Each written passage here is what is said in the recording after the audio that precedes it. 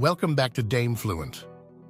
The Oceanis 51.1 is a brand new 2023 model. Up at the bow, these boats have a big fiberglass bow sprit. Zoom in on that with the anchor with an electric windlass recessed into there. And then there's a red line here that is a spinnaker halyard that's already rigged on the boat. You have a furling Genoa that was upgraded from the self-tacking jib to the overlapping Genoa that comes back to these adjustable Harken tracks. There is a soft chat self-tacking jib track right here, so if you want to add that self-tacking jib, either a Solent or a self-tacking jib, we could do that as well. The mast has an in-mast furling main and then a radar up there with two spreaders. The really cool thing about the 51.1 is that you have outboard shrouds with an inboard lower diagonal. This allows you to walk cleanly from the deck straight up to the bow without any interruption. You get something to hold onto on both sides, so really safe passage all the way up to the bow. The lines coming down the mast are going down into a channel here and recessed, so they're protected all the way back to the helm, so a really clean layout. It's amazing how much better boat builders have got at creating clean designed decks with minimum trip hazards. And then your primary and secondary winches are here at the helm. Really easy to handle this boat short-handed or single-handed. Having all the lines and winches in the cockpit is a big increase in safety, especially in rough seas when there is a risk of going overboard. Coming back to the transom, we have the electric swim platform down right now. It has a ladder with stainless steel mounts that flips down into the water for a swim ladder and then a swing-out grill. This is super nice. You have a griddle here that is easy to drop down. This creates additional seating. Simply swing it inboard, lock it into place, and so when we go off sailing, we have additional seating here. At the helm, starboard helm, is your primary helm station. This is where your throttle control is located. The Yanmar diesel display and a bow thruster are located here, as well as the quick electric windlass control, so you can press your anchor up and down. It's going to tell you how many feet that it's going down into the water, which is a really great layout and design. And then a really nice Raymarine multifunction display. Your multifunction display has your chart, as well as your wind speed depth and all the data you want to see for sailing the boat. I personally am a big fan of Raymarine as it's one of the easiest systems to use.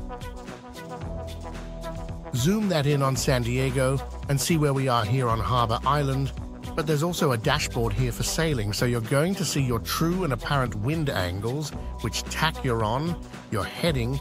You can change the state of 2 to see whatever numbers you want to see, and at the bottom here, I like that you always have this rudder indicator. So as I turn the wheel, you can see now we're 10-15 degrees over to the starboard side. I'll pan across the cockpit here. We have the deluxe cockpit table with folding leaves on both sides and just lots of seating. I am blown away by just how much space is here. Really great place for boat parties. And then a second helm station on the port side that also has a Raymarine multifunction, your lighting. These are the up and down switches for that platform on the transom. And then you also have an autopilot control here, which also shows your rudder indication. Right now we're in standby, so you have it in the right now. I'll steer to a heading, but you can also steer to wind. There's also primary and secondary winches here. It's option for all 4 to be electric. If you have never used electric winches, let me tell you, it's a treat. 2-speed Harken electric winches again, the recessed lines here that come back and have a pocket to store all of the lines. So it's really clean in the cockpit here when you have guests lounging. Forward of this cockpit table, these are areas for sunbeds. This boat is optioned with the arch as well, so you can add a Dodger Bimini connector and cushions. Inside the boat here are sunbeds up on this companionway, and also you can do cushions all the way back there. That's one thing I would add to this boat. Other than that, it is very well equipped, the full electronics package with radar autopilot. We'll go see the interior now. Let's head down the companionway. I'll pan across the interior. This boat has the light oak interior wood vanier with the brown oak floors, which is an option from Beneteau. Aft in the galley here, there's a few options. You can do a couple different things with the storage cabinet. This boat, they chose to do a wine fridge, which was recently installed, with some storage next to it, and then also a freezer below the ice maker. You also have a top-loading freezer and a refrigerator. Here it has another little freezer. So on top, you have a gimbaled stove and oven. Lots of storage here, and I like how this cabinet also has an additional drawer on the inside. Then you also have soft closed drawers for additional cutlery bin. Your trash bin is recessed here, which is really nice to be able to scoop things into there, and easy to pull that out and remove it. You also have a large single basin stainless steel sink here with a cutting board on top of it to maximize counter space. On the back side of this is the microwave. What a really great and creative design. They really did a great job maximizing the space in this galley. But one thing I would really like to see shipbuilders start to do is add small dishwashers to the galley, such as a top loading in the countertop or under the counter like a traditional home setup. In the 51.1, you have this really nice lounge, which also creates a forward-facing nav station here with your nav desk. You can add a chart plotter here, and we have the VHF fixed there, and then a handheld VHF. But this is also where your DC electrical panel is located, and then your AC panel is here. Here, we can control the generator and the air conditioning from the touchscreen Schreiber control. This is a thermostat for air conditioning and a high-end fusion stereo unit above. This boat also has a TV lift from the Beneteau factory, but it does not have a TV in it yet, but you can choose what brand size and type you want to install. I've had people use this for other things like a bar as well, so that pop-up lift tucks away. Really nice, good design. Opposing from the galley, you have this C-shaped salon table, which has an optional extension to make a really big dining table. And the bulkheads have mirrors on them, really nice look in the new 51.1. As we move over here toward the aft cabin, it has this indirect LED lighting here that illuminates this bookshelf. Going into the forward master, this is very impressive. In the 51.1, you have the centerline berth with seats to either side, with large windows that offer a great view in the mornings. You've got AC and DC up forward. So you also have a USB port to charge your devices. There is also an air conditioning thermostat. These hanging lockers with lights that come on as you open the door. I love these full-size lockers. It makes organizing your wardrobe so much easier. Also, you have a separate shower. So this stall is completely independent of your head, which is on the other side. What a really great and creative design. You can also flush with fresh or salt water. We have it set right now to only flush with fresh water from the water tanks, which is a really good feature on these new electric Jabsco heads. We have some additional storage here. Under the bed, this bed does lift up too. It's pretty cool if you want to store luggage or some bedding or anything you want to store underneath the bed. And then you've got a shelf that comes out as well with soft, close hinges. It really makes it easy to open and close. Let's go back and check out the aft cabins. There is plenty of space as we walk through the cabin with lots of handholds to hang onto when heeled over at sea. This is a 3-cabin, 2-head layout with an additional crew cabin up forward. So there's a 4th berth and 3rd head up in the bow locker port side. The aft cabin has a lot of space and big storage cabinets here.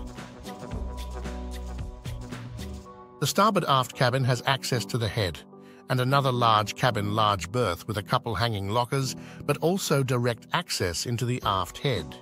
You can also go into the head from this door here. Some people will lock this door so that it's a private head for the guests in your off cabin. But it's a beautiful head with a separate shower stall here as well and good headroom. It's great not having to deal with a wet head. As you lift up the companionway steps, underneath is where the Yanmar diesel engine is located. This one was optioned with the Yanmar 110 horsepower turbo diesel shaft, driven straight shaft. It has electronic throttle controls, a sea strainer just aft next to a fuel filter, impellers on the front. Really nice design, really nice engine with good access. This is a really well thought out production sailboat.